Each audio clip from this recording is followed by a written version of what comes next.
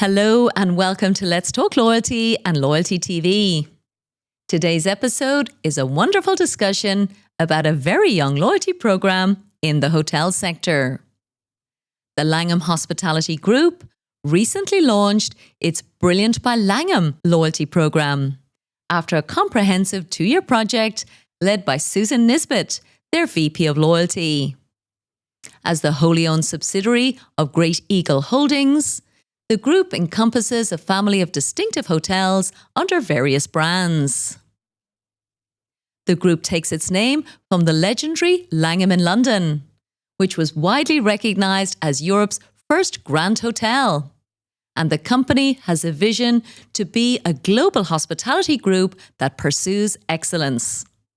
In today's conversation, Susan shares her career specialising in loyalty in the hospitality sector, and some of the incredible learnings creating a program in such a mature and competitive sector, along with the unique challenges to create a compelling concept that works for a range of diverse cultures.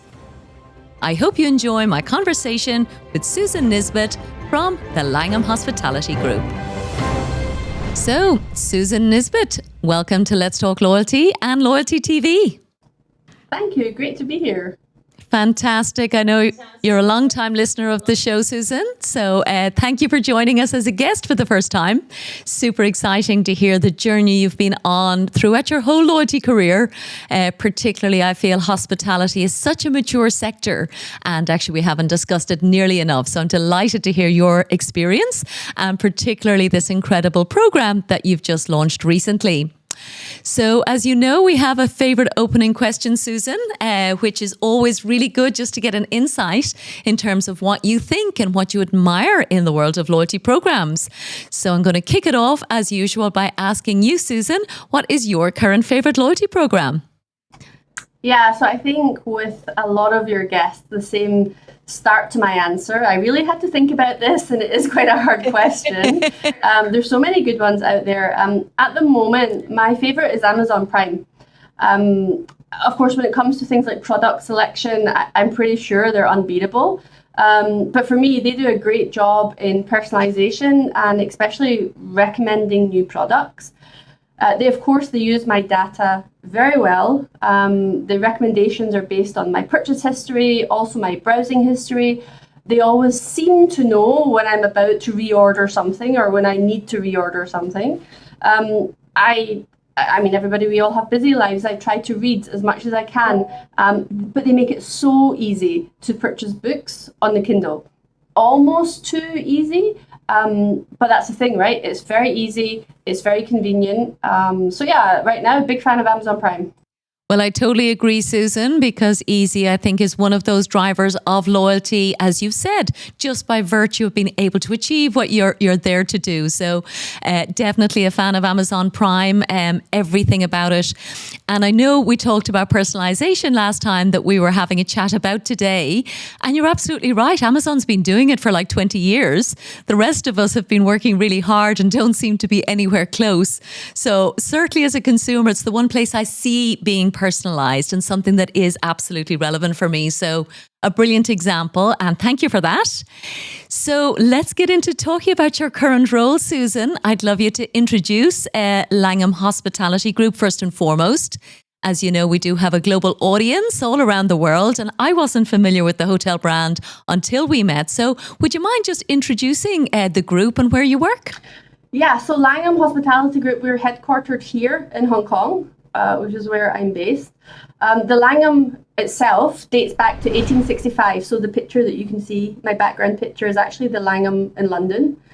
Langham London is considered Europe's first grand hotel. So Langham will celebrate its 160th anniversary next year, June, actually. At the moment, we operate 33 hotels. Globally, we have 4 brands. So we have the Langham Hotels, we have Cordis Hotels, we have Ying and Flow, and we also have the Eaton Workshop. And across our portfolio, we have just over 100 restaurants and bars. One thing I love about the Langham is the history. So I've just come back from the US and Canada. It was my first time visiting our hotels there. loved it. It was a very whirlwind visit. But the Langham Boston, that used to be a Federal Reserve Bank. It was opened in 1922. You go into the hotel and you just feel this sense of grandeur and history, very unique. The Langham Pasadena opened 1911. So I love learning about the hotels and the history that the Langham brand has. So yeah, that's an overview of our brands. Absolutely. Love the history side, Susan. Living somewhere like Dubai, as you can imagine, everything here is less than 50 years old. So to hear that you're coming up on 160 years next year for the Langham in London absolutely makes me want to go and visit. So with that kind of legacy, obviously loyalty is going to be a huge part of the overall business. And I know this journey you've been on over the past couple of years has been incredibly exciting. So tell us, first of all, why do you think you were chosen for this role? Tell us about your career background in terms of building loyalty programs in the hospitality sector. So I fell into loyalty. I think I started working with Starwood Hotels in 2001. I actually started in the call centre, which was in Ireland. Soon after working with Starwood, I started working with SPG. Absolutely loved it. I loved how engaged people were. I loved how engaged the members were. I loved how engaged our colleagues were. We bled purple. We loved this program. With that, I learned how important points were and how important status is. But really importantly, I learned about the emotional connection. Having an emotional connection with people is key. And I think for me, that's where loyalty sits. We all make our decisions based on emotions, whether we know it or not. So getting into the hearts of people is so important because it helps to drive that share of wallet that we all desire. But it was a really good education for me working with SBG. So I was with Starwood for nearly 18 years. I was in Ireland. I spent some time in Australia. Bulk of my time was in Dubai. It was great to be there in Dubai. I moved there 2008. I worked in the hotels, but I also focused on loyalty operations as well as marketing and partnerships with SBG. I moved to Emaar Properties in Dubai after I finished working with Starwood. I worked for Emaar for a year.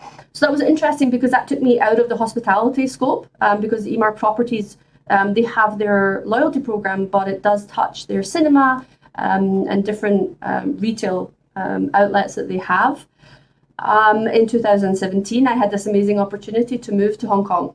I had traveled to Asia, but obviously hadn't worked here before. So I moved to Hong Kong in 2017 with Shangri-La. It was great to understand or to learn more about the loyalty landscape in China as well as Asia. With Shangri-La, I worked on the rebrand from Golden Circle into Shangri-La Circle. And then just over 2 years ago, I joined Langham to launch loyalty. Interestingly, I was the first person in corporate office to have loyalty in their title. So since then, we have built a team, and then, of course, we've launched Brilliant by Langham. But yeah, I think it's been a really exciting journey, but I absolutely love working in loyalty, love making people happy. Well, that's exactly what I think I love about this industry, Susan. So many people like you and I that just want to make people happy in a way that's, I suppose, commercially viable as well. And I know you're very passionate about that, making it work for the business, work for the member, and again, working for your hotel partners as well, specifically on property, because obviously it has to work at the point of where the guest is checking in. So a brilliant opportunity, I guess, for you then, Susan, with that incredible background, to be able to create a brand new program. I know there was a previous program as well, Susan. So can you give us a sense of the context of why it was felt that you needed a new brand, a new proposition, and a new everything for a business, as you said, if the hotel group is very mature? Why did you decide literally to start at the very beginning and start over? Yeah, it was quite interesting. So actually, Langham operated 4 programs before. They had 1865, which was a rooms recognition program.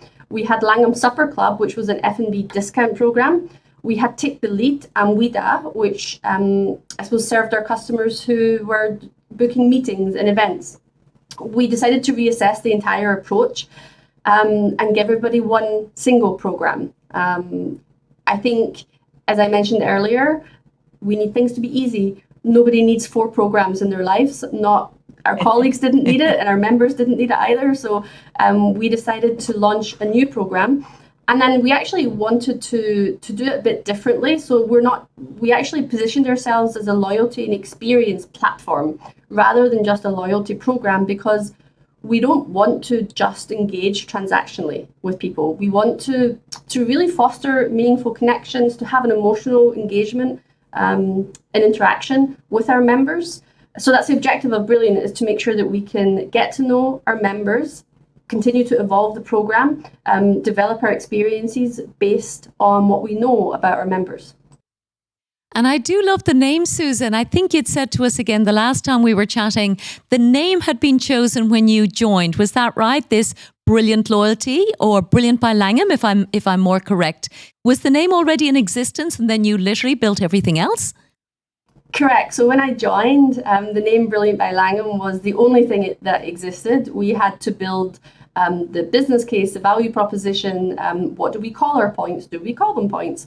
The tone of voice, the branding, the benefits, everything. It was a very exciting journey. I love the name Brilliant because it's such a positive word, right? It's very unique, very positive. So yeah, we started with Brilliant and then we went from there. Amazing. Well, again, I love anything that has that positive vibe as well, Susan. So a superb name, both internally and externally, I guess, for, as we've said, the members and the hotels themselves. So tell us about the proposition. You've alluded to it. Did you call them points? What did you build in terms of the proposition? I can see it's very comprehensive. I will certainly say, having, of course, looked on your website. I love the names of all of the tiers. So just again, for our global audience who's never come across this program, just talk us through the basics. Sure. So yes, we called them points in the end. We took inspiration from the word brilliant and brilliance. So when we look at tier names, we look at the jewels, the sparkle from that. So we have our entry level as Onyx, going all the way up to Ruby. Members can earn points when they stay with us, when they dine with us, when they're in our spa as well. We also offer a discount on an F&B for all of our members. So one of the things that was really important, and I think particularly here in Asia as well, is getting that instant gratification. What do I get immediately for joining this program? So all of our members start with a 5% discount in our participating restaurant and bars. So that's what we launched. We launched February 29th, so we're around 2.5, nearly 3 months old now. And then we will continue to add different partners, and also more redemption options as well. As I mentioned, experiences is very, very important. So as we head into the next few months, we'll start to launch more experiences for our members. Right now, our key focus is building our member base as well. And how is that going? That was definitely my next question. My goodness, just 3 months old. You must be exhausted. First of all, relieved. I'm sure there's a whole load of emotions go through, launching a program after 2 years of the project. To get it to market is brilliant. And I know you said you were inundated with memberships coming in. So that's a brilliant result. So where is it at this point, at this early stage? First of all, I love how many times you're using brilliant in a conversation. That's great. So we're just over 100,000 members, which for us, we're on our target. It takes time. We could not migrate our existing members. I mentioned that we had 4 programs previously. We can't just automatically move people into a program which has points and different terms and conditions. So we have to go out to our previous members and say, hey, we've got something new for you. Please come and join us. So we're still going through that and making sure that we can communicate with our previous members. And then, of course, when our guests check into the hotel, that's our primary focus for enrollment, in addition to when our members are when our guests are making reservations with us. Incredible. So throughout that whole kind of project phase, Susan, I'd love you to talk us through, the highs and lows, and maybe the lows more than the highs, to be honest, because I can imagine, so many brilliant experiences in terms of, as we said, getting it to market. But it is always more complex behind the scenes. And it's one of the reasons I love talking to people like you, because it really makes me feel like I wasn't alone when I was building programs. So tell us about some of the challenges that were involved in such a competitive marketplace as well, Susan. Yeah, so I mean, you said it there, you're not alone, right? So we had a project team of 60 people within Langham, probably a bit more actually, but at least 60 people within Langham, because a loyalty program is launched by multiple departments, not just by loyalty or not just by sales and marketing. So it was really great to have a huge focus from our company and a lot of support from everybody involved to launch this program. In terms of challenges, we built our program with all those components. We engaged a lot of agencies to help us, especially when it comes to things like our tone of voice and our branding, etc. We also launched a new website. We built a mobile app. We integrated a new loyalty management system. We built a WeChat mini program for China. So all of that alone, plus we integrated with our hotel property management system, so our PMS at front office, also the point of sale and F&B. There was a lot of tech involved, and as you said, I'm not a tech person at all. I'm a lot more of a tech person than I was 2 years ago, but I'm still not a tech person. So the integration and the technical side of things, biggest opportunity, but definitely the biggest challenge as well. So how on earth did you manage that, Susan? Like for me, I've always said I've never even had to write an RFP. I've been very lucky, I feel, that, there's always been a platform in place when I've gone in to run a program.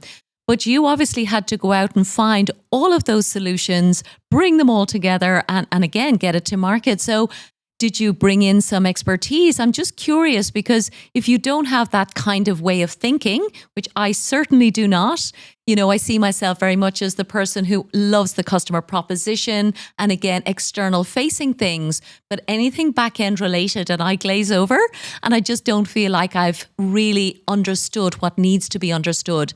How did you deal with that? Yeah, that's why we have an amazing technical team in Langham. So it really is a team effort, right? So we, in terms of writing the RFPs, and I suppose you'd be similar, I know what I want from an end product. I don't know how to get there, but I know what I want the customer experience to be. I know how I want it seamless for our customers. I want it seamless for our hotels. So we built the RFP across multiple departments internally.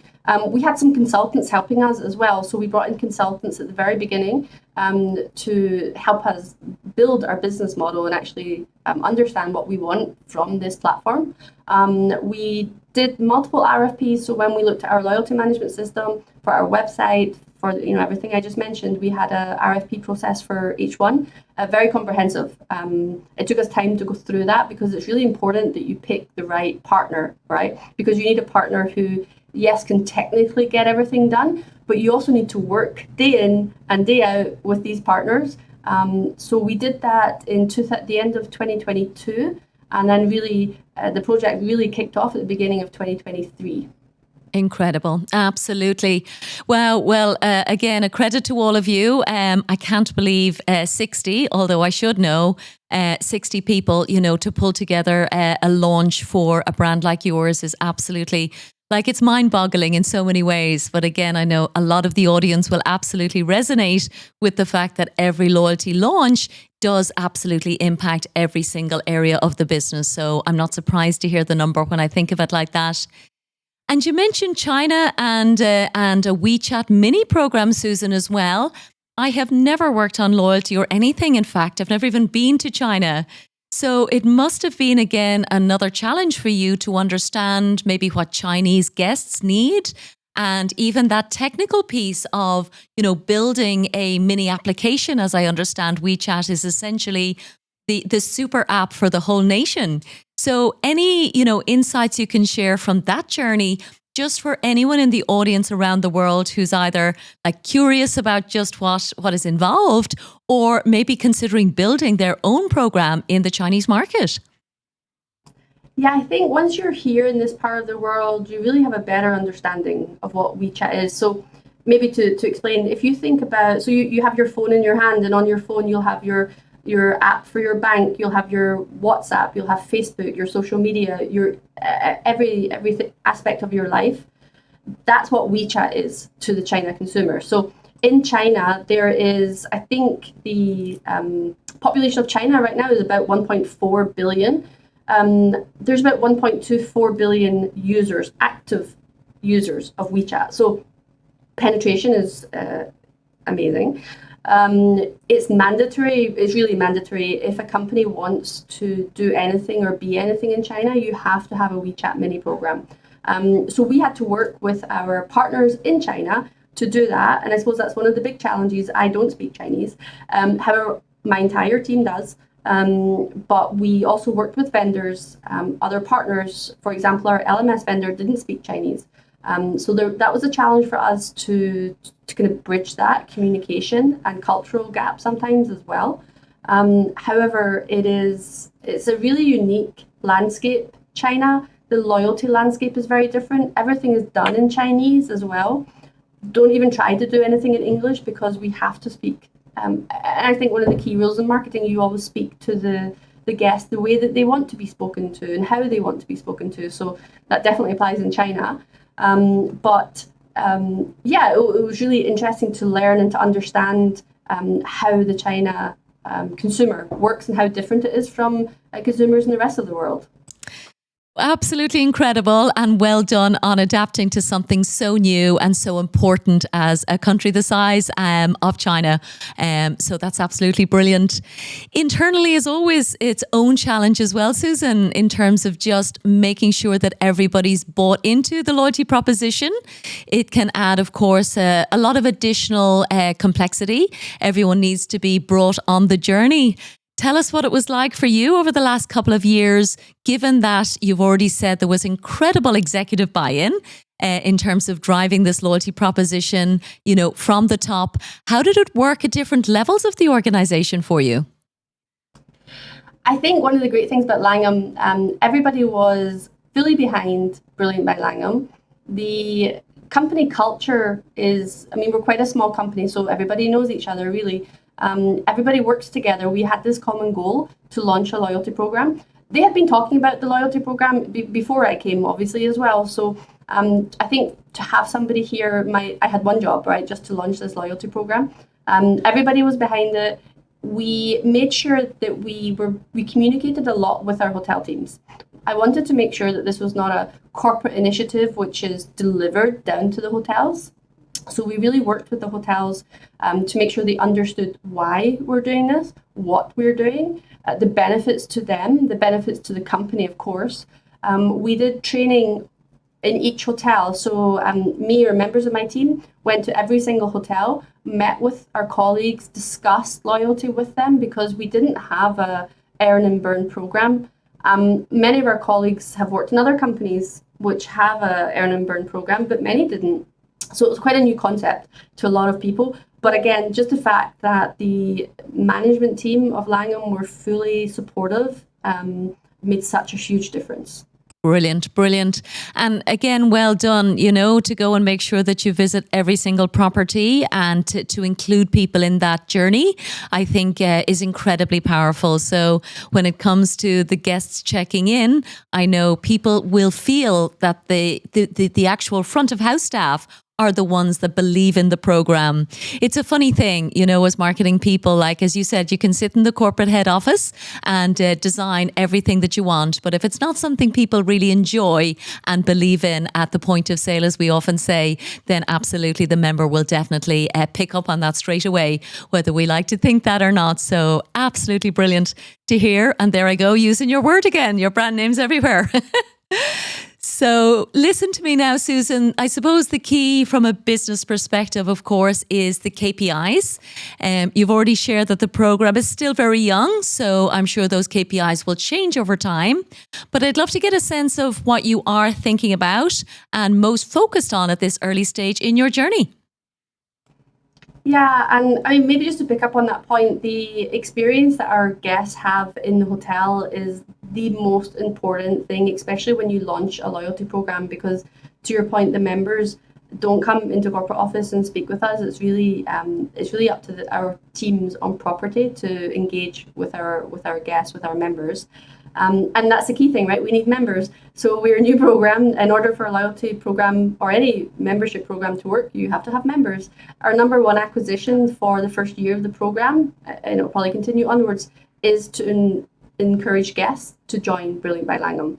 We have revenue goals as well. We have revenue penetration goals. We have goals to encourage members to download the app. For WeChat, we need members, it's called binding, so we need members to link their WeChat to their Brilliant membership, and then it's a very seamless experience for our members in China as well.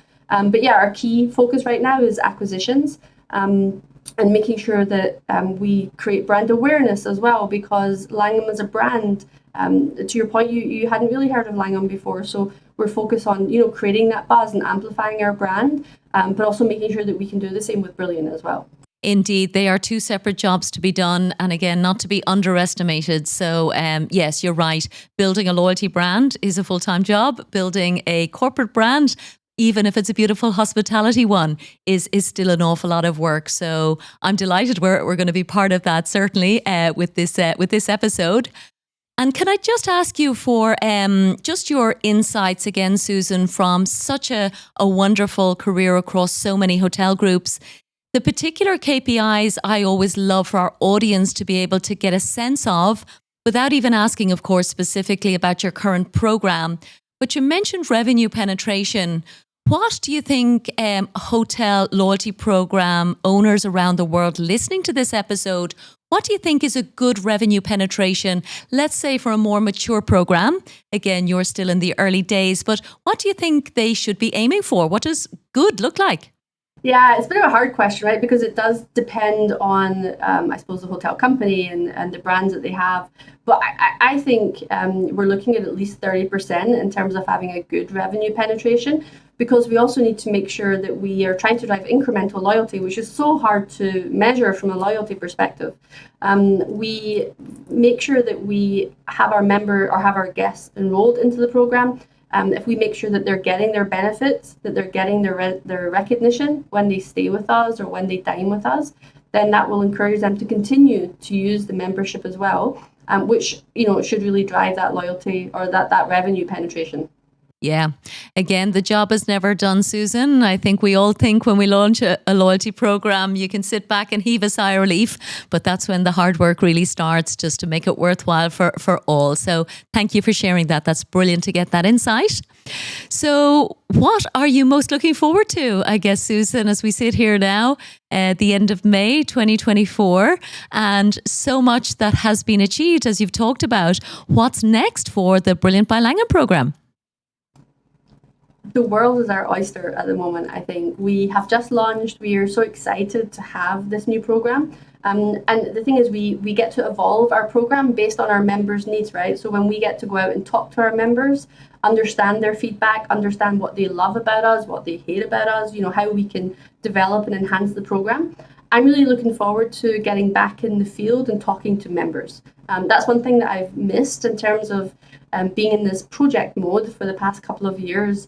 I missed the engagement with the hotel teams on property engagement. So when I went to the US over the past couple of weeks, it's so energizing to see our hotel teams and to see how excited they are for this program, and how proud they are actually of it as well. So I'm excited to continue to work with our hotel teams, but also to really engage and meet with our members, because if we don't listen to any program, right, if we don't listen to what our members are saying, then we're just listening to ourselves, and that's not the right person to listen to. So I'm really excited to get back out, talk to members, develop the program.